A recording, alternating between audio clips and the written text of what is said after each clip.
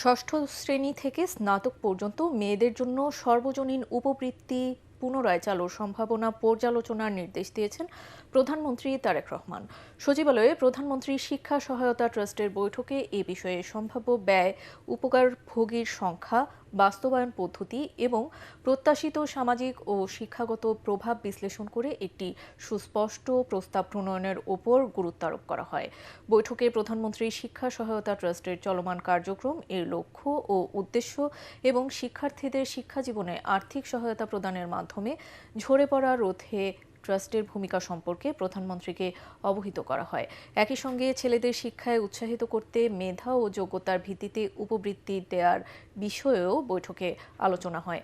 Mid day meal কার্যক্রম বাস্তবায়নে ব্যয়, খাবারের মান নিয়ন্ত্রণের বিষয়ে বিবেচনায় রেখে দুটি বিকল্প পদ্ধতি নিয়েও আলোচনা হয়। শিক্ষার্থীদের জন্য সরবরাহ করা খাবার যাতে পুষ্টিকর, নিরাপদ ও মানসম্মত হয় সে বিষয়ে গুরুত্ব আরোপ করেন প্রধানমন্ত্রী।